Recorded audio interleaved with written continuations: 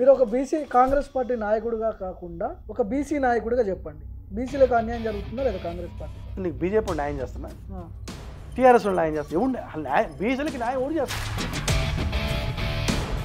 December 9న Rythu Bandhu అమలు చేస్తామన్నాడు ముఖ్యమంత్రి రేవంత్. అంటే 7 లక్షల కోట్ల రూపాయలు అప్పు ఉంది తెలంగాణ ప్రభుత్వం. బహుశా కనీసం జీతాలు ఇవ్వలేని పరిస్థితి. కానీ మీరు ఊహలకు అందని హామీలు ఇచ్చారు అనేది అందరికీ తెలుస్తుంది. నిజంగా అవే ఇప్పుడు మీ కొంప ముంచాయని కోచేట్లా వాళ్ళు ఎక్కడ కూడా అసెంబ్లీకి ముందు 7 లక్షల కోట్ల అప్పుని ఎవరు తెలియదు. మీకు తెలుసా? 1 లక్ష కోట్లు 50 కోట్లు 1 లక్ష కోట్ల అప్పు నేను సహజంగా అనుకో. కేసీఆర్ రైతు బాట పట్టిండుగా మొత్తం. రైతు మిమ్మల్ని రైతు బాట కాదు, కేసీఆర్ ఎన్నికల బాట పెట్టిండు. 10 సంవత్సరాలు సో ఎక్కడ పోయింది నీకు? 1.8% ఓట్లు ఎక్కువ వచ్చినాయి మీకు, పెద్ద ఓటు శాతం కూడా ఎక్కువ పెరగలేదు మీకు. తుమ్మితే ఊసిపోయే ప్రభుత్వం మీద అంటుండే కదా. కాంగ్రెస్ పార్టీకి వచ్చింది తెలుసా? ఒకటే 6 నెలలు ఉండదు అంటాడు, ఇంకోటి రేపే ప్రభుత్వం కూలిపోతున్నాడు, బీజేపీ కూడా కూలుస్తాడు, టీఆర్ఎస్ కూడా రేపే కూలుస్తాడు. నమస్తే. రాష్ట్రంలో కాంగ్రెస్ పార్టీ అధికారంలోకి వచ్చింది. లోక్సభ ఎన్నికల్లో చాలామందికి బీసీ నాయకులకు అన్యాయం జరుగుతుందని చాలామంది మాట్లాడుతున్నారు. సో అయితే రెడ్ల పార్టీ అనే ఒక ముద్ర కూడా బలమైన ముద్ర వేస్తున్నారు ప్రతిపక్ష పార్టీకి సంబంధించిన నాయకులు. బీసీలకు అన్యాయం జరుగుతుంది అని కూడా మాట్లాడుతున్నారు. కేసీఆర్ గతంలో చాలామంది బీసీలకు మంచి మంచి పదవులు ఇచ్చిండు, రేవంత్ రెడ్డి కాబట్టి సో బీసీలకు అన్యాయం జరుగుతుందని చాలామంది మాట్లాడుతున్నారు. డిస్కస్ చేద్దాం మనం. నాతో పాటు లోకేష్ యాదవ్ ఉన్నారు, ఖమ్మం పార్లమెంట్ నుంచి ఆయన టికెట్ ఆశిస్తున్నాడు, ఓయి ఉద్యమ నేతగా ఉన్నాడు, జేఏసీలు పెట్టి పెద్ద ఎత్తున ఉద్యమంలో నడిపించిన వ్యక్తి, టీపీసీసీ అధికార ప్రతినిధి.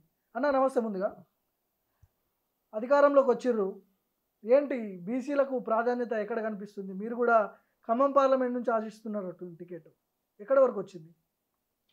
అంటే ముందుగా మీ ద్వారా చెప్పదలుచుకుందంటే, ఈ తెలంగాణ ప్రాంతంలో దేశంలోనే అత్యధిక జనాభా బీసీలు ఉన్నారు. ఇక్కడ దాదాపుగా 63% పైగా బీసీలు ఈ తెలంగాణ ప్రాంతంలో ఉన్నారు.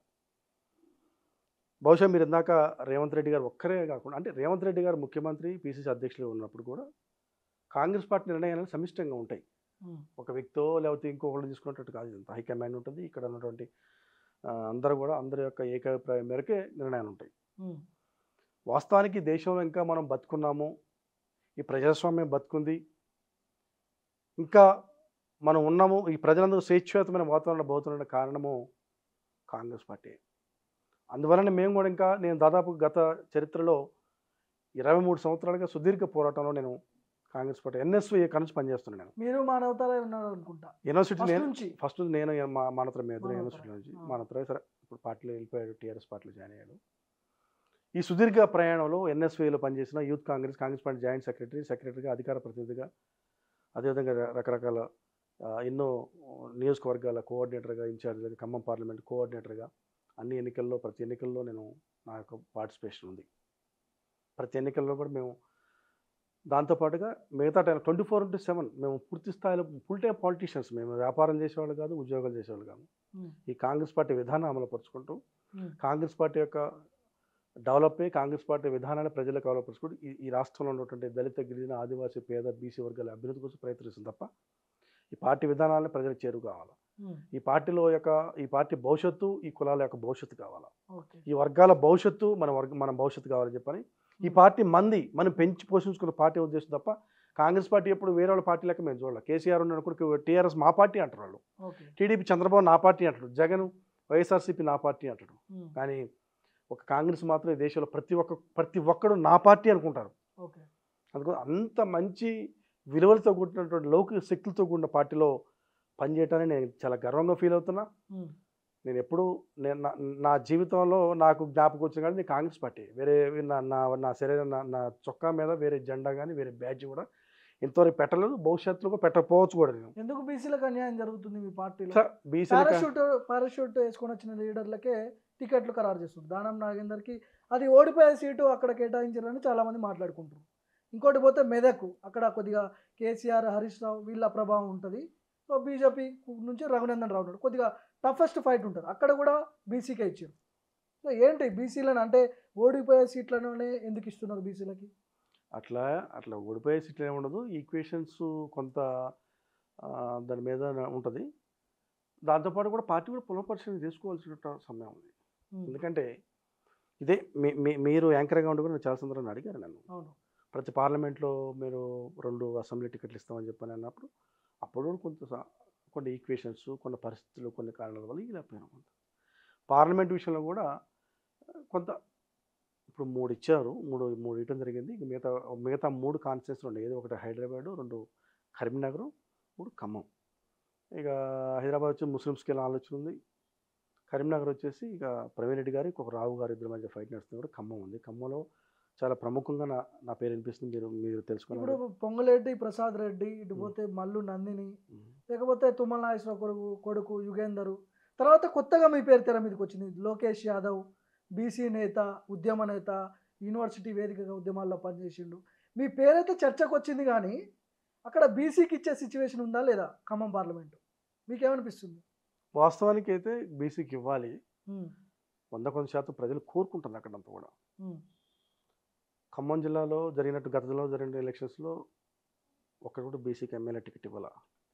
అదేవిధంగా మన కార్పొరేట్ చైర్మన్లో కానీ, అదేవిధంగా మన రాజ్యసభ విషయంలో కూడా రేణుకా చౌదరి గారికి ఇచ్చారు. ఎమ్మెల్సీ విషయం కూడా కొంత బీసీలకు కొంత అంటే భవిష్యత్తులో ముందు ఇస్తారు. అదేం లేదు, బీసీలకు అన్యాయం చేస్తారని అనట్లేదు. బీసీ అంటే సామాజిక సమతుల్యత పాటించే క్రమంలో కొంత ఎరగబడిందేమో అని చెప్పి ఒక అభిప్రాయం ప్రజల్లో ఉంది. దానిలో భాగంగా ఖచ్చితంగా ఖమ్మం పార్లమెంట్ నుంచి నన్ను ఖచ్చితంగా ఖమ్మం లోక్సభ నుంచి నాకు ఖచ్చితంగా నాకు అవకాశం కల్పిస్తారని చెప్పి నేను భావిస్తున్నా.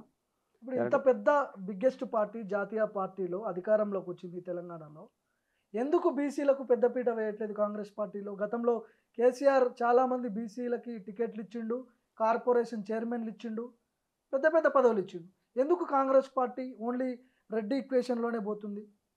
అట్లా రెడ్డి ఈక్వేషన్స్ ఏముండదు యాక్చువల్గా, అట్లా ఏం లేదు. కానీ కొంత సామాజిక సమతుల్యత పాటించే క్రమంలో కొన్నిసార్లు ఏమవుతుందంటే రాజకీయాల్లో పవర్ పాలిటిక్స్ ఎట్లుంటుందంటే సీట్లు, ఓట్లు, దాంతోపాటు పవర్, అంతిమంగా పవర్ రావాలని ఆలోచన ఉంటుంది క్రమంలో ఆ ఈక్వేషన్స్లో కొన్నిసార్లు అన్యాయం కొంత జరిగిద్ది. అది సహజంగా. బీసీలకు ఇస్తే గెలవరా? ఎట్లా గెలవరని కాదు కానీ రాజకీయాల్లో ఇప్పుడు మనం జనరల్గా ఆలోచించే క్రమంలో వేరు, రాజకీయ నాయకుడు రాజకీయాల గురించి ఆలోచించినప్పుడు కొంత తేడా ఉంటుంది.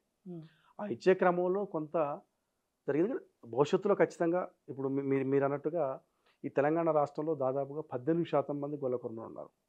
18% మంది. నేను చెప్పడం నువ్వు చెప్పడం కాదు, స్వయాన్ని రాష్ట్ర ముఖ్యమంత్రి కల్వకుంట్ల చంద్రశేఖరరావు గారు సమగ్ర కుటుంబ సర్వే ప్రకారం సర్వే చేస్తే 60 లక్షల మంది జనాభా ఉన్నారని చెప్పారు. కానీ మొన్న ప్రకటించినట్టు కార్పొరేట్ చైర్మన్ ఒకరు కూడా ఇవ్వాల 37. అదేవిధంగా ఇది మిగతా అడ్వైజర్స్ మొత్తం ఒక 50 ప్రకటించారు.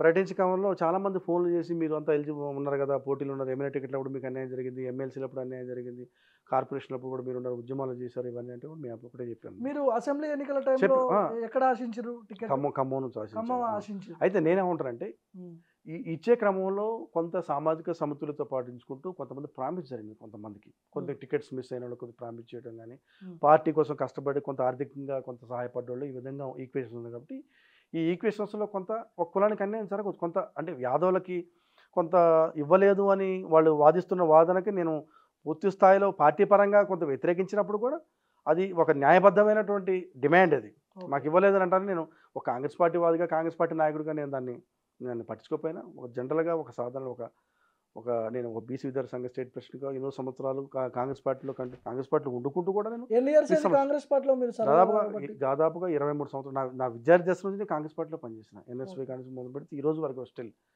ఎప్పుడు కూడా పార్టీలో పదవి ఇచ్చినా అయ్యకపోయినా మమ్మల్ని ఏమో మాకేం పెద్ద పెద్ద పదవులు ఇచ్చింది లేదు, మమ్మల్ని చేసుకొచ్చి మాకు చేసింది చెప్పినా ఈ పార్టీని నమ్ముకొని, ఈ పార్టీ సిద్ధాంతాలు నమ్ముకొని, ఈ పార్టీ దేశంలో ఈ పార్టీ ఉండాలి, ఈ పార్టీ ఉంటేనే ఈ వర్గాలకు న్యాయం జరిగిద్దని ఒక సంకల్పంతో పార్టీలో పనిచేస్తున్నాం. అదేవిధంగా తెలంగాణ ఉద్యమంలో కూడా ఈ తెలంగాణ ఉద్యమంలో తెలంగాణ రాష్ట్రంలో నేను కాంగ్రెస్ పార్టీ పనిచేసుకుంటూ కూడా స్టూడెంట్ జేఏసీ రాష్ట్ర అధ్యక్షుడిగా తెలంగాణ ఉద్యమాన్ని నాయకత్వం వహించిన. దాదాపు 1870 కిలోమీటర్ పాదయాత్ర చేసిన, సైకిల్ యాత్ర చేసిన, బస్సు యాత్ర చేసిన. తెలంగాణ ఉద్యమంలో తెలంగాణ సమాజం మొత్తాన్ని మేల్కొల్పుకుంటూ ఇప్పుడు ఉన్నటువంటి డిప్యూటీ సీఎం బట్టి విక్రమార్కతో కూడా పెద్ద ఎత్తున పాదయాత్రలు చేసినట్టు. మొన్న బట్టి విక్రమార్క గారు పీపుల్స్ మార్చ్ పాదయాత్ర ఇది మార్చి 16 తారీఖు లాస్ట్ ఇయర్ 2023లో స్టార్ట్ అయితే దాదాపుగా 4 నెలలు జూలై 2వ తారీఖు నాడు ఖమ్మంలో జరిగిన మీటింగ్ వరకు కూడా కంటిన్యూగా ఇప్పుడు డే 1 నుంచి లాస్ట్ వరకు కూడా కంటిన్యూ ఉన్నాను నేను. నేనేమంటున్నా అంటే మీరు బట్టికి ప్రధాన అనుచరుడుగా ఉన్నాడు. బట్టి ఇన్ఫ్లుయెన్స్ కూడా పని చేయట్లేదా ఇక్కడ? మీకు టికెట్ ఇప్పించుకునే దిశగా కూడా ఆయన ప్రయత్నం చేయట్లేదా? అట్లేం లేదు. బట్టి గారు నా విషయంలో పాజిటివ్గా ఉన్నారు, అట్లేం లేదు. వారు కూడా నా విషయంలో బట్టి గారు అట్లేం లేదు. బట్టి గారు నా విషయంలో మాత్రం, నా విషయం కాదు, బట్టి గారు పూర్తి స్థాయిలో లౌకిక శక్తులు కలిగిన నాయకుడు. ఆయన పూర్తి స్థాయిలో సామాజిక సమతుల్యత పాటించడం కానీ అందరూ న్యాయం చేయాలనే దృక్పథం ఉన్న వ్యక్తులు. చదువుకోండి ముందు ఏంటంటే బట్టి గారు సివిల్స్ ఇంటర్వ్యూ చేసిన వ్యక్తి. ఆయన సాధారణంగా ఆషామాషి లీడర్ ఏం కాదు ఆయన. బట్టి గారు అనే వ్యక్తి సెంట్రల్ యూనివర్సిటీ చదువుకొని, నిజంగా ఇలాంటి పెద్ద మహోన్నతమైన కళాశాల చదువుకొని దేశ రాజకీయాల్లో కానీ, దేశంలో ఉన్నటువంటి వర్గాల పట్ల కానీ, దేశంలో జరుగుతున్న సామాజిక అసమానతల పట్ల కానీ, ధనిక పేదల తారతమ్యం పట్ల కానీ పూర్తి స్థాయిలో అవగాహన ఉన్న వ్యక్తి కాబట్టి నా విషయంలో పూర్తి స్థాయిలో వారు పాజిటివ్గా ఉన్నారు. నాలాంటి చదువుకున్న వ్యక్తి ఈ వర్గాల నుంచి మొట్టమొదటిసారిగా ఈ బీసీ వర్గాల్లో గులకుర్మ వర్గాల నుంచి మొదటి తరం వ్యక్తిని బయట రావడం. ఈ తెలంగాణలో single largest community in Telangana state. ఈ రాష్ట్రంలో అతిపెద్ద కులం 18% మంది. ఈ కులంలో మొదటి తరం లీడర్లో మొదటి తరం వచ్చిన వ్యక్తి యూనివర్సిటీల్లో నా విద్యార్థి ఉద్యమాన్ని నాయకత్వం వహించి ఒక డాక్టరేట్ పూర్తి చేసినట్టు సహజంగా ఈ భావాలన్నీ కలిగినటువంటి బట్టి విక్రమార్క నాకు ఖచ్చితంగా నాలాంటి భావాలు ఉన్న వ్యక్తి ఆయన. వారు కూడా నేను ఏ కాజు కోసం పోరాటం చేసినో అదే కాజు కోసం పోరాటం చేసే క్రమంలో కొన్ని సుదీర్ఘ దశాబ్దాల పోరాటంలో వారు ఈరోజు ఈ స్థాయికి వచ్చారు కాబట్టి సహజంగా నా లీడర్షిప్ కానీ నా నాయకత్వాన్ని కానీ నాకు వచ్చేటువంటి అవకాశాల్లో కూడా వారు ఖచ్చితంగా వారు ముందుంటారు. వాళ్ళు పూర్తి స్థాయిలో సపోర్ట్ చేస్తారు. బట్టి సపోర్ట్ ఉంది ఫుల్ 100% వారు బట్టి ఉన్నారు. అయితే నా వెనకాల ఉన్నారు, నేను అంటలేదు. నేను అందరూ రేవంత్ రెడ్డి గారు నా వెనకాల ఉన్నారు. అందరూ నా కాంగ్రెస్ పార్టీ, నేను కాంగ్రెస్ పార్టీ మనిషి అండి. నేను మా అందరికీ రాహుల్ గాంధీ గారు నాయకుడు. కాంగ్రెస్ పార్టీలోనే చాలా వర్గాలు ఉన్నాయని మాట్లాడు ఇప్పుడు నేను కాంగ్రెస్ పార్టీ వాది. నేను బట్టి గారితో నా బట్టి గారితో సుదీర్ఘ 18 సంవత్సరాలు ప్రయాణం బట్టి గారితో. మా జిల్లా నాయకుడు. బట్టి గారి యొక్క విధానాలు, వారి యొక్క లీడర్షిప్ కానీ వారు చేసేటటువంటి విధానాలు మొత్తం కూడా నాకు నచ్చుతాయి కాబట్టి ఆ జిల్లాలో మా ఊరు పక్కన అది లక్ష్మీపురం, అది వేరే పక్క సిరిపురం కాదు. నేను కాలేజీ డేస్లో స్కూల్ డేస్ చదువుకున్న కానీ నాకు బట్టి గారితో సన్నిహిత సంబంధాలు కానీ 2007లో ఎమ్మెల్సీ అయ్యారు. అంతకన్నా ముందు నాకు పరిచయం బట్టి గారు. వాళ్ళ సతీమణి మల్లు నందిని కూడా ఆశిస్తున్నారు. వారు కూడా వాళ్ళని దాటుకొని మన దాకా వస్తుంది అంటారా మరి? సరే ఇక ఒకటండి, ఇప్పుడు ఈక్వేషన్స్ పార్టీలు ఎవరు ప్రయత్నం వాళ్ళు చేస్తున్నారు. నందిని గారికి వస్తున్నారని హ్యాపీ నేను కూడా. ఆమె కూడా ఇప్పుడు మల్లు నందిని వారు ఏదైతే టికెట్ ఆశిస్తున్నారో వారు కూడా కొత్త రాజకీయాల్లోకి వచ్చి నాకు ఇవాళ టికెట్ ఇవ్వని అంటలా. నందిని గారు కూడా దాదాపు బహుశా నాకు తెలిసి అమ్మ ఫౌండేషన్ పేరుతో వారు ఎప్పుడు జిల్లాలో తిరుగుతూ ఉన్నారు. 2007 నుంచి ఈ రోజు వరకు కూడా నాకు తెలిసి వారు కూడా జిల్లా వ్యాప్తంగా ప్రతి నియోజకవర్గాల్లో, ప్రతి మండలంలో, ప్రతి గ్రామాల్లో వారికి వ్యక్తిగత పరిచయాలు కూడా ఉన్నాయి. తిరుగుతున్నారు. ప్రజా జీవితం అంటే పార్టీ పదవులు అనుభవించకపోవచ్చు కానీ మల్లు నందిని గారు అనేమి సహజంగా జిల్లా వ్యాప్తంగా వారందరికీ ముఖపరిచయం ఉన్న వ్యక్తి, రాజకీయాల్లో పరిచయం ఉన్న వ్యక్తి, పార్టీ పదవులు అనుభవించకపోవచ్చు కానీ బట్టి విక్రమార్క గారు సతీమణిగా కాకుండా అమ్మ ఫౌండేషన్ పేరుతో కొన్ని స్వచ్ఛంద కార్యక్రమాలు కానీ అదేవిధంగా కొన్ని ఆర్గనైజేషన్స్ ద్వారా వారు చేస్తున్నారు. సహజంగా వారు టికెట్ అడుగుతున్నారు కాబట్టి దాంట్లో తప్పేం లేదు. అక్కడ ముగ్గురు మంత్రులు పోటీ పడుతున్నారు. ఒక డిప్యూటీ సీఎం, 2 మంత్రులు, తుమ్మల నాగేశ్వరరావు, పొంగులేటి శ్రీనివాసరెడ్డి, వాళ్ళ కుటుంబ సభ్యులు అడుగుతున్నారు. మన దాకా ఎట్లా వస్తుంది అంటున్నా. అక్కడ ఖమ్మం నుంచి టికెట్ ఆశించినటువంటి హనుమంతరావు కూడా మొండిచే చూపించారు. ఏంటి అసలు ఏం జరుగుతుంది ఖమ్మం పార్లమెంట్లో? చాలా హాట్ టాపిక్గా మారిపోయింది అసలు. ఇప్పుడు నేను ఒకటి అడుగుతున్నాను, ఏమంటే దయచేసి మీ ద్వారా బట్టి గారు అంటే సరే నా విషయంలో పాజిటివ్గా ఉన్నారు, మిగతా వాళ్ళు కూడా లేరు అని అంటలా. అదేవిధంగా పొంగులేటి సీనన్నక ఆయన సీనన్న అంటే ఆయనకి ఇష్టం. నేను సీనన్న అంటాను గౌరవప్రదంగా. ఏంటంటే శ్రీనివాసరెడ్డి గారు కదా అన్న అని పిలిస్తేనే ఆయన గౌరవంగా ఫీల్ అవుతారు. సీనన్నకు కానీ గౌరవనీయులు పెద్దలు తుమ్మల నాగేశ్వరరావు గారు కానీ ఒకటి చెప్పేది అంటే మీరు ఒక సహృదయంతో ఆలోచించి ఖమ్మం ఎంపీ టికెట్ అనేది నల్లేరిమి నడక, ఎవరు పెట్టే గెలుస్తారు. ఎవరు పెట్టే ఎప్పుడైతే ఫలాని వ్యక్తి ఈ పార్లమెంట్ పరిధిలో పోటీ చేస్తానంటే ఆ రోజు నుంచి వారు ఎంపీ అన్నట్టు. ఇప్పుడు అందుకనే అది పెద్ద నేనేమంటానంటే సుదీర్ఘకాలం ప్రయాణం చేస్తున్న క్రమంలో ఈ వర్గాల నుంచి ఈ తెలంగాణ ప్రాంతంలో 18% మంది జనాభా ఉన్నారు. అది నేను చెప్తాను సమగ్ర కుటుంబ సర్వే. అదేవిధంగా ఈ ప్రభుత్వం ఏర్పాటులో CSDS అనేటువంటి ఒక జాతీయ స్థాయి ప్రమాణంతో కూడినటువంటి ఒక సంస్థ ఒక సర్వే చేసింది. ఈ తెలంగాణ పోస్ట్ పోల్ సర్వే చేసింది. ఎన్నికలకు ముందు ఓటర్స్ ఒపీనియన్ ఎంత ప్రాంప్ట్గా చేస్తారో ఆఫ్టర్ ఎలక్షన్స్ కూడా CSDS అనేది అంత ప్రామాణికమైనది. వారు చేసి ఈ తెలంగాణ ప్రాంతంలో 51% మంది గొల్లకుర్మలో కాంగ్రెస్ పార్టీకి ఓటేశారని చెప్పారు. ప్రభుత్వం రావాలి, ఈ ప్రభుత్వం కాంగ్రెస్ పార్టీ వస్తే మేము న్యాయం జరిగిద్దని చెప్పి వీళ్ళందరూ వేశారు. కాబట్టి ఆ ముగ్గురు కూడా నేను బట్టి గారికి కానీ అదేవిధంగా పొంగులేటి శ్రీనివాసరెడ్డి గారికి కానీ సీనన్నకు కానీ అదేవిధంగా గౌరవనీయులు తుమ్మల నాగేశ్వరరావు గారికి కానీ ముగ్గురు చెప్పేది ఏంటంటే ఈ వర్గాల నుంచి ఈ జాతుల నుంచి మొట్టమొదటితరంగా బయటకు చదువుకుని బయటకు వచ్చి విద్యార్థి దశలో ఉద్యమాలు చేస్తున్న క్రమంలో నేనేమో మొత్తం ఆషామాషిగా నేను వచ్చి నేను బీసీగా అని చెప్పి నేను ఏమంటలేదు, లేకపోతే ఇవాళ పార్టీలు చేరిన ఏమంటలా. నేను ఎన్ఎస్వి కాడి నుంచి గత 23 సంవత్సరాలు ప్రయత్నం చేస్తున్నా, పార్టీలో పనిచేస్తున్నా, పార్టీ ఇచ్చిన ప్రతి పిలుపుని అందుకొని 24 గంటలు నేను ఈ రాజకీయం చేస్తున్నాను, పత్తు రాజకీయం చేస్తున్నాం, పార్టీ కోసమే పనిచేస్తున్నాం, బీసీల కోసం పోరాటం చేసి వర్గాల కోసం పోరాటం చేస్తున్నాం, చదువుకొని క్రమశిక్షణతోటి ఒక క్రమశిక్షణతో రాజకీయాలు చేస్తున్నాం, ఏదో అట్లా కాకుండా. అందుకని ఏమంటాను వారు ముగ్గురు కూడా చెప్పేదంటే ఈ పార్టీ ఒక మహోన్నతమైనటువంటి ఉద్దేశంతో ఏర్పడిన పార్టీ. ఈ పార్టీలో నాలాంటి ఒక వ్యక్తిని ఈ వర్గాల యొక్క వాదాన్ని, ఈ వర్గాలు జరుగుతున్న అన్యాయాలు కానీ, ఈ వర్గాలు జరుగుతున్నటువంటి సమస్యలు కానీ పరిష్కార సాధన కోసం ప్రయత్నం చేయాలి. మీరంతా చేస్తున్నారు తప్పకుండా, మీరు ముగ్గురు కూడా ఖచ్చితంగా ప్రయత్నం చేస్తున్నారు. మీరు ప్రయత్నం చేయబట్టి మీరు ముగ్గురు కూడా సమిష్టంగా ఉండబట్టి ఖమ్మంలో 10 మనం గెలవగలిగినాం. ఈరోజు ఈ రాష్ట్రంలో ఒక శక్తివంతమైనటువంటి పరిపాలనా సౌలభ్యం ముగ్గురు మీరు త్రిమూర్తుల లెక్క ఈ జిల్లాలో ఉన్నారు. మీరు ముగ్గురు కూడా ఏకతాటి మీదకి వచ్చి నాలాంటి ఒక యువకుడిని, ఇంకా నేను 40 సంవత్సరాలు రాజకీయాలు చేయగలుగుతాను ఈ పార్టీలో, ఖచ్చితంగా ఈ పార్టీలో ఉంటాను. నేను నాకు టికెట్ ఇచ్చినా ఇవ్వకపోయినా తర్వాత కూడా నేను రాహుల్ గాంధీ నాయకత్వాన్ని బలపరుస్తున్నాను. ఈ దేశంలో వాస్తవం చెప్పండి, రాహుల్ గాంధీ త్యాగంతో పోస్తూ మన పెద్ద త్యాగాలే కదా మనందరి. అందుకనే నేను ఏమంటానంటే వారు కూడా ఆలోచన చేసుకొని బీసీ వర్గానికి సంబంధించినటువంటి నాలంటే బీసీలకు ఇస్తే అవకాశం కల్పించండి, ఖచ్చితంగా బీసీలకు అవకాశం కల్పించండి. అదే అంటున్నా నేను, గెలిచే సీటు కాబట్టి మాకు ఇవ్వమని అడుగుతున్నాం. మాలాంటి యువకులకి ప్రోత్సహిస్తే ఈ ఇంపాక్ట్ తెలంగాణ వ్యాప్తం పడుతుంది, దేశవ్యాప్తం కూడా పడుతుంది. ఎందుకంటే యాదవ కమ్యూనిటీ అనేది ఒక తెలంగాణ ప్రాంతానికి, ఒక ఖమ్మం ప్రాంతానికి పరిమిత ప్రాంతం కాదు ఇది. యాదవ్ అనేది దేశవ్యాప్తంగా ఉన్నటువంటి కులం ఇది. భారతదేశంలో ప్రతి 5 ఒక యాదవుడు ఉంటాడు, అంత పెద్ద కులం. కార్పొరేషన్ ఎంతమందికి ఇచ్చారు మీ వాళ్ళు? వీళ్ళు అసలు ఎవరికి ఒక్కళ్ళు కూడా ఎమ్మెల్యే టికెట్లు 4 ఇచ్చారు. ఇప్పుడు పార్లమెంట్ లో తక్కువ అనుకుంటా, 3కి ఏమి ఇచ్చారా? పార్లమెంట్ లో ఇవ్వాలి అసలు యాదవులకు అసలు ఎవరికి. ఓకే, కేసీఆర్ ఇచ్చినప్పుడు 2 ఇచ్చిండు. కేసీఆర్ ఇచ్చిండు. గతంలో కేసీఆర్ హయాంలో కార్పొరేషన్ చైర్మన్ల విషయంలో ఉస్మానియా యూనివర్సిటీ నుంచి గెలు శ్రీనివాస్ యాదవ్, బాల్క సుమను, పిడమర్తి రవి వీళ్ళందరూ పదవులు అనుభవించారు. ఏంటి కాంగ్రెస్ పార్టీకి వచ్చేసరికి ఏమైంది? అసలు ఉస్మానియా యూనివర్సిటీ లైనే తీసుకోవట్లేదు. ఇక్కడ ఉద్యమకారులు లేరా తెలంగాణలో? వాళ్ళని ఆదుకోవాల్సిన అవసరం లేదా? ఉంది.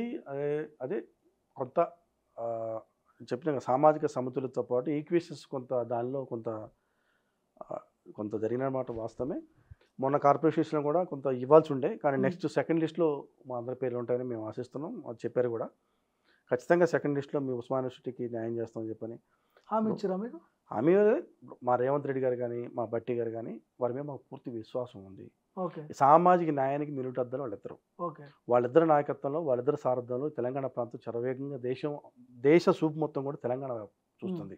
ఈ దేశంలో ఒక నూతన అధ్యాయంతో కూడిన అంటే ఒక అప్పుల కూపితో కూడిపోయిన 7 లక్షల కోట్ల అప్పుతోటి తెలంగాణ ప్రాంతం కూడా అసలుకి ఎటువంటి ముందుకు పోనే పరిస్థితులు ఈరోజు వాళ్ళిద్దరు సారథ్యంలో, వాళ్ళిద్దరు నాయకత్వంలో ఈ తెలంగాణ ప్రాంతం ముందుకు పోతుంది. కాబట్టి గౌరవనీయులు రేవంత్ రెడ్డి గారు, అదేవిధంగా గౌరవ ఉప ముఖ్యమంత్రి వారిలో బట్టి విక్రమార్క గారు ఖచ్చితంగా ఈ సామాజిక న్యాయం అనేది వారికి వెనతో పెట్టి బీసీలు అంటారు కాబట్టి వాళ్ళిద్దరు పార్లమెంట్ లో హనుమంతరావు కూడా టికెట్ కావాలని అడిగిండు, సీనియర్ నేత ఆయన కూడా అడిగిండు. లోకేష్ యాదవ్కి ఎందుకు ఇవ్వాలా? మీకున్న అర్హత లేదు. నేనేమంటానంటే నా ఫస్ట్ డిమాండ్ బీసీలకి ఏమైనా అడుగుతాను నేను. నెంబర్ 2 హనుమంతరావు గారికి ఇస్తే ఈ పార్టీకి ఉపయోగమా, లోకేష్ యాదవ్కి ఇస్తే ఈ పార్టీకి ఉపయోగం అనేది పార్టీ నిర్ణయిస్తుంది. పార్టీ నిర్ణయం వరకు మీరు ఏది ఉపయోగం చేస్తే దాన్ని ఎవరికి ఇచ్చినా పర్లేదు. ఓకే, నేనేమంటున్నా అంటే లోకేష్ యాదవ్కి ఎందుకు వేయాలి? ఆయనకున్న అర్హతలు ఏంటి? ఆయన చేసిన పోరాటం ఏంది? ఉద్యమంలో మీ పాత్ర ఏంది? నేను అదే చెప్తున్నా కానీ నేను గత 23 సంవత్సరాలు ఈ పార్టీలో పనిచేసిన, ఈ పార్టీలో క్రమశిక్షణ గల ఒక విద్యార్థి నాయకుడిగా పనిచేసిన, తెలంగాణ ఉద్యమాన్ని నాయకత్వం వహించిన, తెలంగాణ ఉద్యమాన్ని నాయకత్వం వహిస్తూ కాంగ్రెస్ పార్టీని ఒక కంట కాపాడుకుంటూ తల్లి సోనియా గాంధీ గారు తెలంగాణ ఇచ్చిన తర్వాత కాంగ్రెస్ పార్టీలో విద్యార్థులు మొత్తాన్ని కాంగ్రెస్ పార్టీకి అగెనెస్ట్ కాకుండా వాళ్ళని ఒప్పించుకుంటూ తెలంగాణ రాష్ట్ర కోసం ఆ రోజు జైలు గోడను ముద్దాడిను, లాఠీ దెబ్బలు తిని తల నుంచి కూడా రాహుల్ గాంధీ గారు పాదయాత్ర, జోడయాత్ర సాక్షిగా ఈ తెలంగాణ రాష్ట్రంలో కాంగ్రెస్ పార్టీ మొబైల్ ఎగరాడ తెలంగాణ రాష్ట్రంలో పేద వర్గాలకు న్యాయం జరగాలని చెప్పని ఈ 10 సంవత్సరాలకు పోరాటం చేసింది. మేము ఉస్మానియా యూనివర్సిటీ వేదికగా ఎన్ని ఉద్యమాలు చేసినాము, ఎంత ఫైట్ చేసినాము, ఎన్నిసార్లు జైలుకి పోయినాము. ఈ 10 సంవత్సరాల నుంచి ఈ కాంగ్రెస్ పార్టీ ఉపయోగించుకొని ఎమ్మెల్యేలుగా, మంత్రులుగా 100 కోట్ల రూపాయలు సంపాదించుకుని పార్టీ కష్టకాలంలో జెండా పడేసి పారిపోతే ఈ పార్టీని కాపాడింది ఎవరు? ఏం కదా. అందుకు సహజంగా అన్ని విధాలుగా అర్హతలు ఉన్న వ్యక్తి కాబట్టి, చదువుకున్న వ్యక్తులము, ఈ వర్గాల నుంచి మొట్టమొదటిసారిగా ఈ ప్రాంతానికి వచ్చిన వ్యక్తులు కాబట్టి, సహజంగా ఈ ప్రాంతంలో ఈ ప్రభుత్వ ఏర్పాటులో భాగస్వామ్యం ఉన్న వ్యక్తులు కాబట్టి, ఈ ప్రభుత్వంలో చెమట చుక్కలు ఉన్నాయి కాబట్టి అడగటం తప్పులేదు కదా. ఈ ప్రభుత్వం అధికార రావడం కోసం బట్టి విక్రమార్క గారు పీపుల్స్ మార్చ్ పాదయాత్రలో డే 1 నుంచి లాస్ట్ వరకు దాదాపు 4 నెలలు 1365 కిలోమీటర్లు పాదయాత్ర చేయలేదా తెలంగాణ కోసం? ఓకే. ఈ తెలంగాణ కోసం మేము దెబ్బలు తెలేదా? నిరుద్యోగ సమస్యల మీద, పేపర్ లీకేజీల మీద, ప్రతి అంశం మీద తెలంగాణ ప్రాంతంలో ప్రతి అంశం మీద మేము ఉస్మానియా యూనివర్సిటీ వేదికగా ఈ తెలంగాణ సమాజంలో ఉన్న వ్యక్తులు మొత్తం ప్రోత్సహించి వాళ్ళందరినీ కళ్ళకి తీసుకొచ్చి ఈ పార్టీ ఏర్పాట్లో మా భాగస్వామ్యం లేదా? ఇప్పుడు ఇవన్నీ జరిగినప్పుడు అసలు కేసీఆర్ ఉన్నప్పుడే మంచిగా ఉండే, బీసీలకి పెద్దపీట వేసిండు, పదవులు ఇచ్చిండు అని ఎప్పుడైనా అనిపించిందా మీకు అధికారంలో ఉన్నప్పుడు? అది ఎప్పుడు లేదు మాకు. నేను చెప్తాను ఇప్పుడు కూడా, అప్పుడు ఇప్పుడు ఎప్పుడు చెప్పేది ఒకటి, ఎస్సీ ఎస్టీ బీసీ మైనార్టీ ఆదివాసీ వర్గాలకు న్యాయం జరగాలంటే ఒక కాంగ్రెస్ పార్టీ మాత్రమే సాధ్యం. మరి ఇక్కడ జరగట్లేదు కదా. జరుగుతుంది అంటే చెప్తున్నాను కదా, సామాజిక సమతుల్యత పాటించే క్రమంలో కొన్ని ఈక్వేషన్స్ దానిలో కొంత వెనకబాటుతరం జరుగుతుంది తప్ప ఇంకా ఇప్పుడు మనకి ప్రభుత్వం వచ్చింది మొన్న 100 రోజులు అవుతుంది, ఇంకా చాలా టైం ఉంది కాబట్టి ఆ టైంలో ఖచ్చితంగా న్యాయం చేస్తారంటే ఒక నమ్మకం ఉంది. నమ్మకం అనే 3 అక్షరాలు ఈ ప్రపంచం నడిపిస్తుంది కాబట్టి ఆ నమ్మకంతో పనిచేస్తున్నాం. ఇంకా కూడా పనిచేస్తాం, ఇంకా చేస్తాం కాబట్టి ఖచ్చితంగా ఖమ్మం పార్లమెంటు ఖచ్చితంగా బీసీలు 63% మంది బీసీలు ఉన్నారు. ఇంతవరకు ఒక ఎమ్మెల్యే టికెట్ ఇవ్వలేదు, ఎమ్మెల్సీ లేదు, రాజ్యసభ ఇవ్వలేదు, అదే నామినేట్ పోస్టులు అన్యాయం జరిగింది కాబట్టి ఖచ్చితంగా బీసీలకి ఇవ్వాలి. ఎన్నోసార్లు కొన్ని దశాబ్దాల కాలంగా ఈ ఖమ్మం ప్రాంతంలో ఉన్న ప్రజలు మొత్తం కూడా అందరికి ఓట్లేసి గెలిపిస్తున్నారు. ఒక్కసారి బీసీలకు అవకాశం కల్పించి కోరుతున్నాం, దాంట్లో తప్పులేదు కదా. మా జనాభా ఓట్లు ఉన్నారు, మా జనాభా కోరుకుంటున్నారు. మాకంటే కూడా ఇవాళ నాకు టికెట్ రావాలని బీసీ వర్గాలు మొత్తం, బీసీ సంఘాలు మొత్తం కూడా ఇవాళ డిమాండ్ చేస్తున్నాయి, రిక్వెస్ట్ చేస్తున్నాయి హైకమాండ్.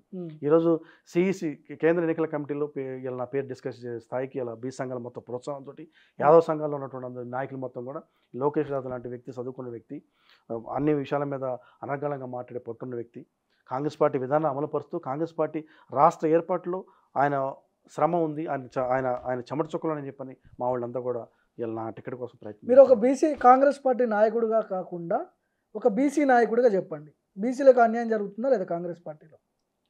బీసీలకి అన్యాయం మీరు మళ్ళీ ఎంతసేపటికి బీసీలకి అన్యాయమైన మాట, అసలు న్యాయం అనే పాట, అసలు బీసీలు న్యాయం అనేది ఈ భారతదేశ రాజకీయ ముఖచిత్రంలో న్యాయం లేదు. ఓకే, ఏ పార్టీలో ఏముంది? న్యాయం జరగాలంటే 60% ఒక సగం సీట్ రావాలి కదా. న్యాయం అనే పదానికి రాజకీయ, అసలు నీకు బీజేపీ న్యాయం చేస్తున్నా, టీఆర్ఎస్ న్యాయం చేస్తారు, న్యాయం బీసీలకి న్యాయం ఓడి చేస్తారు. వాళ్ళు కూడా పార్లమెంట్ టికెట్లు బాగానే ఇచ్చినట్టున్నారు. ఏమిచ్చారు? దేశవ్యాప్తంగా చూడంటున్నా, దేశవ్యాప్తంగా ఒక రాష్ట్రం కాదు కదా. బీజేపీ అనేది నేషనల్ పార్టీలో నీకు ఎన్ని సీట్లు ఇచ్చారు? ఓకే, వాళ్ళు ఎన్ని సీట్లు ఇచ్చారు? వాళ్ళ ఎంతమంది ఎమ్మెల్యేలు ఎన్నికారు? ఎమ్మెల్యేలు సీట్లు ఇచ్చారు. తర్వాత వచ్చిన తర్వాత వాళ్ళ ఎల్పీ లీడర్ ఎవరు ఎన్నుకున్నారు? 2 పార్టీలతో పోల్చుకుంటే మీ పార్టీలోనే తక్కువ ఇచ్చారు కదా. మరి అదే కొంత ఈక్వేషన్స్ దానిలో భాగంగా కొంత జరిగిన మాట వాస్తవము. అయినను అక్కడ మేము రాబో కాలంలో ఖచ్చితంగా ఎమ్మెల్యేలు ఉన్నాయి, కార్పొరేట్ చైర్మన్స్ ఉన్నాయి, అదేవిధంగా రాజ్యసభ ఉన్నాయి, ఇవన్నీ ఉన్నాయి కాబట్టి ఖచ్చితంగా కాంగ్రెస్ పార్టీ న్యాయం చేస్తారని ఒక సంకల్పం మాకుంది. మా నాయకుడు రాహుల్ గాంధీ గారు తన యొక్క జీవితాన్ని త్యాగం చేసిన వ్యక్తి. 10 సంవత్సరాలు దేశానికి ప్రధానమంత్రి కావాలనేటువంటి ఉన్నప్పుడు కూడా ప్రధానమంత్రి పదవిని త్యజించి దేశ యొక్క సర్వతోముఖ అభివృద్ధి కోసం ప్రయత్నించిన వ్యక్తి యొక్క నాయకత్వంలో పనిచేయడం గర్వంగా ఫీల్ అవుతున్నాం. స్వయాన ఈ దేశానికి ప్రధానమంత్రి అయినటువంటి ఇందిరాగాంధీ యొక్క చేతుల్లో పుట్టిన వ్యక్తి, బై బర్త్ గోల్డెన్ స్పూన్. తన నాయనమ్మ తన నాన్న ముక్కలే తునాతునకలై ముక్కల శవాలైపోతుంటే ఆడ మాంసం ముద్దలు పెడితే ఆ ముద్దలు ఎగురుతుంటే వాడిని చూసి ఆ పశుహృదయం దహించి వేసిన ప్రాణం తప్ప ఎక్కడ పారిపోలేదు.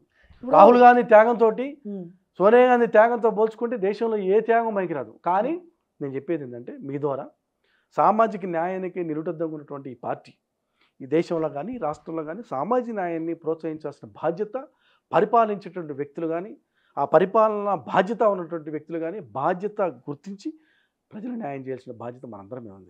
ఎవరైతే ప్రథమ స్థానంలో ఉన్నారో, ద్వితీయ స్థానంలో ఉన్నారో, ఈ ప్రభుత్వాన్ని కానీ ఈ పార్టీని లీడ్ చేసే వ్యక్తులు అన్ని వర్గాలు న్యాయం చేసుకుంటూ సమపాలన, సమపరిపాలన, సమన్యాయంతో పరిపాలన చేస్తే ప్రజలందరూ సుఖశాంతితో ఉంటారు, పార్టీలో పనిచేసే వాళ్ళకి ఉంటుంది. కాబట్టి దానిలో భాగంగానే ఈ రాష్ట్రంలో 18% మంది 60% మంది ఉన్నటువంటి గొల్లకురంల వర్గాన్ని చూసిన ఒక వ్యక్తిగా 23 సంవత్సరాలుగా సుదీర్ఘ పోరాటంలో ఎన్నో ఉద్యమాలు, ఎన్నో జైలు కేసులు, ఎంతో పోరాటం, ఎంత కాంగ్రెస్ పార్టీ కోసం ఎంతో త్యాగం చేసి నేను సహజంగా మన కుటుంబానికి టైం ఇవ్వకుండా, పిల్లలకి టైం ఇవ్వకుండా, మనం వ్యాపారాలు చేసుకుని లక్షల కోట్లు, వందల కోట్లు, లేకపోతే వేల కోట్లు సంపాదించడం కాదు, కోట్లు మనం వ్యాపారాలు చేయట్లేదు కదా.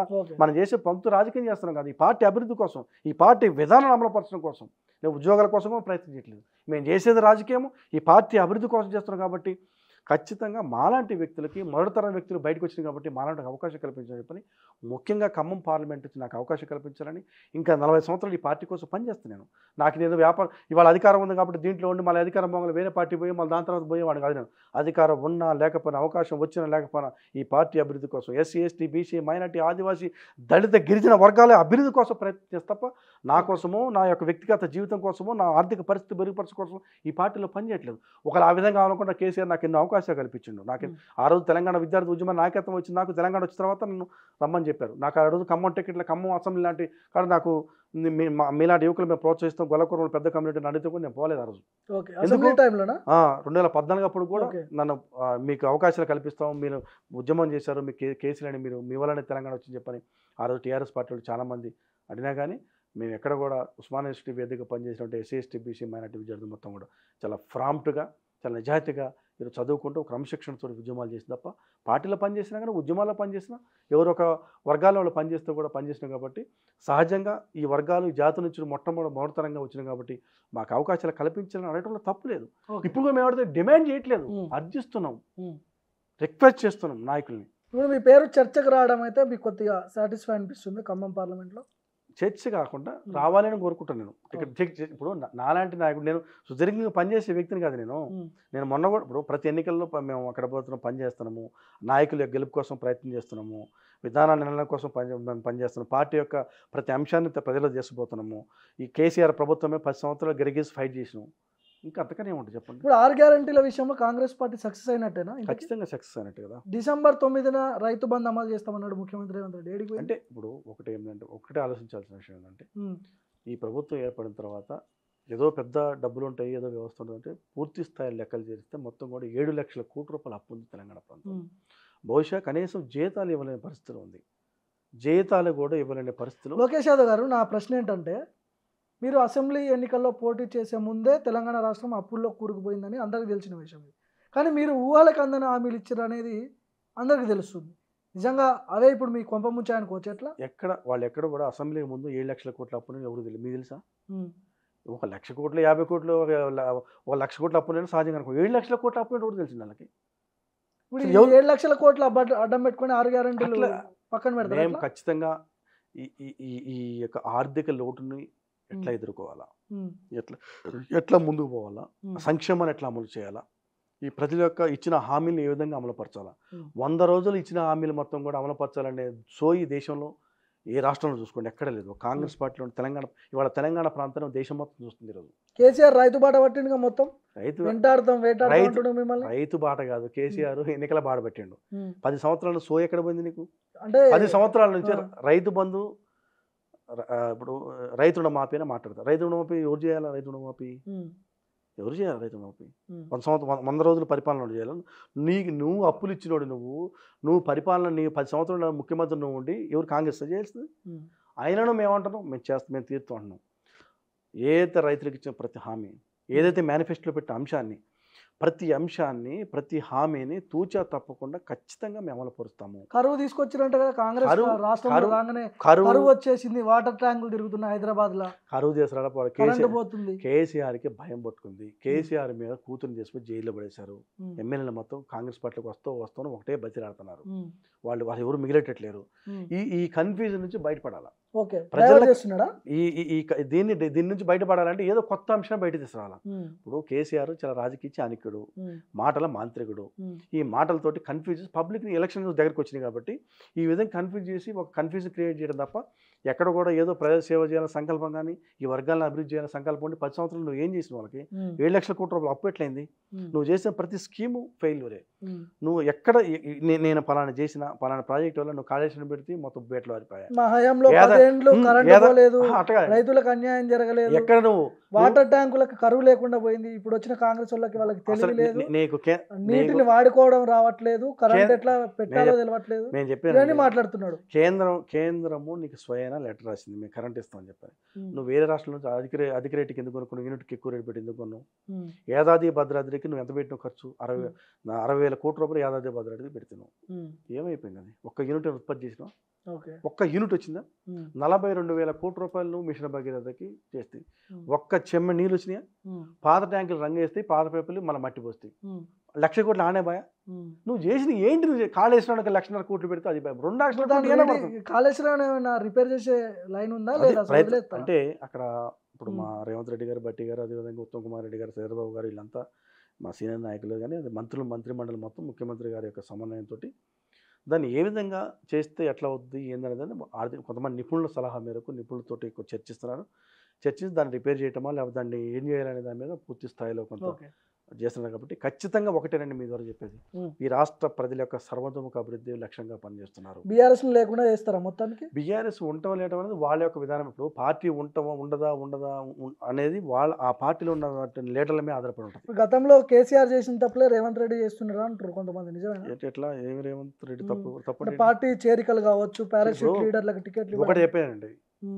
పార్టీని బలోపేతం చేసే క్రమంలో ప్రజాస్వామ్యాన్ని బతికించాలనే లక్ష్యంతో వాళ్ళు వస్తున్నారు. ఎవరిని బలవంతం ఒక్క ఎమ్మెల్యే కానీ ఒక పార్టీలో ఎవరైనా మేము మా పార్టీలో అని మేము అడిగిన ఎవరన్నా వాళ్ళందరూ కూడా స్వచ్ఛందంగా వస్తున్నారు. పార్టీని బలోపేతం చేసే క్రమంలో ప్రజాస్వామ్యాన్ని వాళ్ళంటారా ప్రభుత్వం పడేస్తాను వాళ్ళు అంటారు కాబట్టి మేము బలోపేతం చేసుకుంటాం, తప్పే ఉండదు అంటూ మేము చేసే పనులు నచ్చుతున్నాయి. అదే డెవలప్మెంట్ యాక్టివిటీస్ కోసం అక్కడ ఎమ్మెల్యే గెలిచిన వ్యక్తికి అభివృద్ధి కావాలి కాబట్టి వాళ్ళు వస్తున్నారు, చేస్తున్నారు. ఇప్పటికి కూడా అంటుండు కేసీఆర్, నిన్న అంటున్నాడు 1.8% ఓట్లు ఎక్కువ వచ్చినాయి మీకు, పెద్ద ఓటు శాతం కూడా ఎక్కువ పెరగలేదు మీకు, తుమ్మితే ఊసిపోయే ప్రభుత్వం మీద అంటుండగా. ఇప్పుడు 1.8% ఇంకా ఒక్కొక్క దగ్గర కాంగ్రెస్ పార్టీకి వచ్చిన మెజార్టీ అని తెలుసా? ఇద్దరు టీఆర్ఎస్ వాళ్ళు, ఇద్దరు అభ్యర్థులకు 2 కలిపినా కాంగ్రెస్ ఓడిన మెజార్టీ వచ్చినాయి. ఖమ్మంలో కానీ నల్గొండలో కానీ మహబూబ్నగర్ చూడండి 50,000, 60,000, 70,000 ఓట్ల మెజార్టీ వచ్చినాయి. ఒక్క గ్రేటర్ హైదరాబాద్ తప్ప ఎక్కడ చెప్పండి టీఆర్ఎస్ గెలిచింది చెప్పండి అక్కడ? ఇక్కడ గ్రేటర్ హైదరాబాద్ తప్ప. అందుకని ఇవన్నీ ఇప్పటికైనా కానీ వాళ్ళు ప్రతిపక్షంలో ఉండి ప్రతిపక్షంలో ప్రజారంజకమైనటువంటి విధానాలు అమలుపరిచే క్రమంలో ఈ పాలకపక్షం తప్పులు చేస్తుంటే మీరు గైడెన్స్ చేయాలా? ఎంతమంది టచ్లో ఉన్నారు మీకు? ఎంతమంది ఎమ్మెల్యేలు వస్తున్నారు?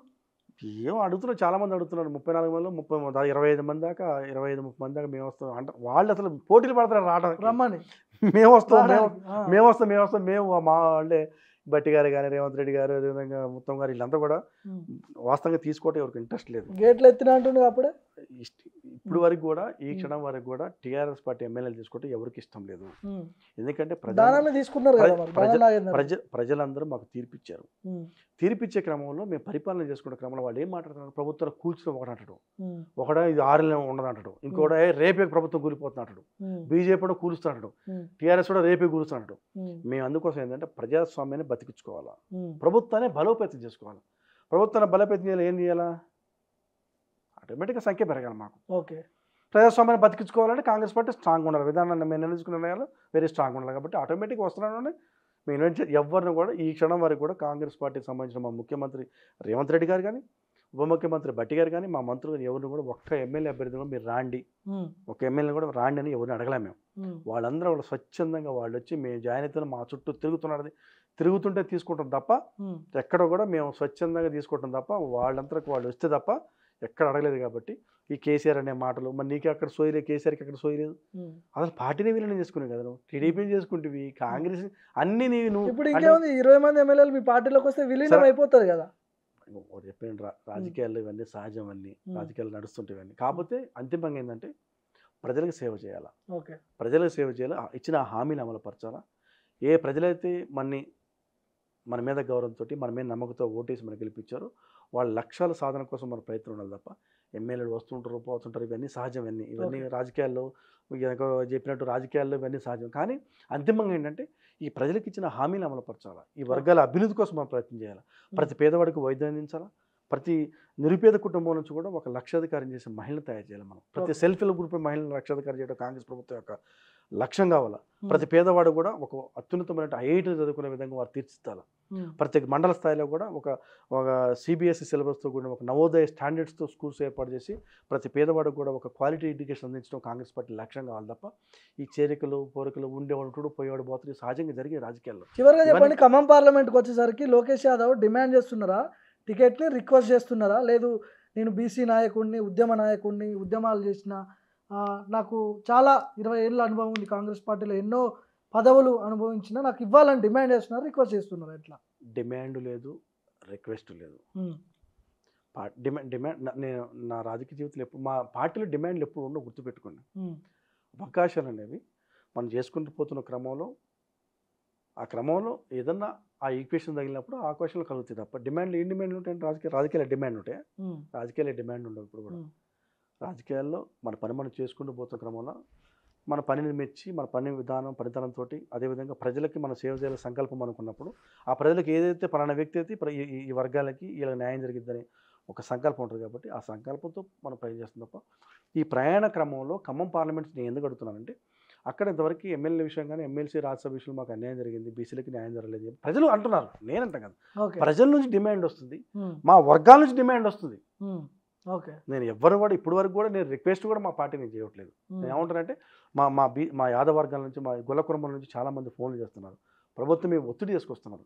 మా వర్గాల నుంచి మా జాతి నుంచి మౌనతరంగా చదువుకున్న వ్యక్తులు వీళ్ళు పార్టీలో పనిచేస్తున్నారు కాబట్టి సహజంగా ఈ రాష్ట్రంలో ఉస్మానియా యూనివర్సిటీ వేదికగా ఎన్నో ఉద్యమాలు చేసిన, జైలు గోడను ముద్దాడినాం, తన్నులు తిన్నాం, ఈ పార్టీ కోసం తన్నులు తిన్నాం, తెలంగాణ కోసం పోరాటం చేసినాం. సహజంగా తెలంగాణ సమాజంలో ఉన్న మా కులం కానీ మా బీసీలు కానీ మా నాయకత్వం కోరుకోవటము లేకపోతే మేము ఎంపీ కావాలని కోరుకోవడం తప్పులేదు కదా. ఆ తప్పు చేసే ప్రకారంలో వాళ్ళందరూ కోరుకుంటారు కాబట్టి వాళ్ళ అభిష్టం మేరకి నేను కావాలని అడుగుతున్నా. చూద్దాం ఏం చేస్తారో. వాళ్ళ ఆ అభిష్టం మేరకి మా వర్గాలు మా జాతుల అభిష్టం మేరకు కాంగ్రెస్ పార్టీలో కూడా చాలామంది ఇప్పుడు మీరు ఏదైతే రెడ్డి సామాజిక వర్గం లేకపోతే కమ్మ సామాజిక వర్గం ఇంకా అంటారు కదా, దానిలో ఉన్న మా సోదరులు కూడా మా రెడ్డి సోదరులు కానీ మా కమ్మ సోదరులు కానీ వాళ్ళందరూ కూడా నా నాయకత్వాన్ని కోరుకుంటున్నారు. వాళ్ళందరూ ఏమంటారంటే నీలాంటి యువకుడు చదువుకున్నవాడు పార్టీ కోసం పనిచేసే కమిటెడ్ పర్సన్ నీలాంటి వస్తే ఈ ప్రాంతం అభివృద్ధి చెందింది, నీలాంటి రావటం వల్ల ఈ ప్రాంతంతో పాటుగా ఇప్పుడు చాలామంది రెడ్డిస్లో కూడా చాలామంది పేదలు ఉన్నారు. రెడ్డిల్లో కూడా ఎంతసేపుడికి రెడ్డి టికెట్ ఇచ్చారో మనందరం చాలామంది వాదిస్తున్నారు. కానీ నేనేమంటా ఒక రెడ్డికి టికెట్ ఇవ్వనప్పుడు పేదరెడ్డికి ఇవ్వండి, పార్టీలో పనిచేసే పేదలు లేరా?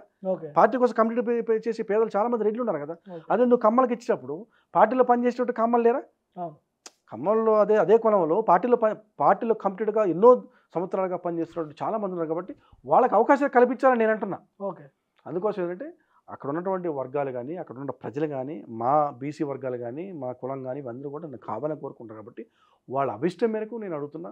అదేవిధంగా ఎన్నో సంవత్సరాలుగా సుదీర్ఘకాలంగా పనిచేస్తున్నాను కాబట్టి ఖచ్చితంగా నాలాంటి అవకాశం ఇస్తే ఇంకా 34 సంవత్సరాలు ఈ పార్టీ కోసం పనిచేస్తే ఈ పార్టీ విధానాన్ని అమలు పరుస్తా. అందుకోసం ఖచ్చితంగా ఖమ్మం పార్లమెంట్ నాకు అవకాశం కల్పించాలని చెప్పి బట్టి గారిని, మల్లు బట్టి విక్రమార్క గారిని, అదేవిధంగా పొంగులేటి సీనాని, అదేవిధంగా గౌరవ మంత్రివర్యులు తుమ్మల నాగేశ్వరరావు గారిని ముగ్గురు కూడా రిక్వెస్ట్ చేస్తున్నారు. ఖచ్చితంగా మీరు కూడా పొలం ఆలోచన చేసుకోండి. నాలాంటి పార్టీలో కమిటీ పనిచేస్తున్న వ్యక్తి యొక్క అభ్యర్థిత్వాన్ని బలపరచాలని మిమ్మల్ని నేను కోరుకుంటాను. కాబట్టి మీ వేదిక ద్వారా ఖచ్చితంగా వారు కూడా అవకాశం కల్పిస్తారని చెప్పి హైకమాండ్ యొక్క నిర్ణయం మేరకు పార్టీ యొక్క రేవంత్ రెడ్డి గారు బట్టి విక్రమార్క గారి యొక్క నిర్ణయం మేరకు వారు ఏ నిర్ణయం తీసుకున్నా పార్టీ నిర్ణయానికి వారి యొక్క నిర్ణయానికి నేను శిరస వహిస్తా. పార్టీలో పదవులు వస్తుంటాయి పోతుంటాయి. అధికారం ఇప్పుడు నియోజకవర్గంలో 2.5 లక్షలు 3 లక్షల మంది ఓట్లు ఉంటాయి. 1,00,000 మంది రాజకీయం చేస్తారు నాకు తెలిసి. ఒక్కడే ఎమ్మెల్యే అవుతారు. ఎంతమంది ఎమ్మెల్యేలు అందరూ అవుతారా? సహజంగా కోరుకుంటూ 1,00,000 మంది రాజకీయం చేస్తారు. చూద్దాం. నిజంగానే మీరు అన్నట్టు బీసీలకు ఒకవేళ పెద్దపీట వేస్తే మీకే ఇవ్వాల్సిందిగా అక్కడ పార్లమెంట్ ఇవ్వాలి ఖచ్చితంగా. చూద్దాం. థ్యాంక్ యూ అన్న, thank you so much. So ఇది ఖమ్మం పార్లమెంట్లో హేమీలందరూ కూడా పోటీ పడుతున్నారు. అక్కడ మల్లు నందిని, పొంగులేటి ప్రసాద్ రెడ్డి, తుమ్మల నాగేశ్వర కొడుకు, కొత్తగా లోకేష్ యాదవ్ పేరు తెర మీదకి వచ్చింది.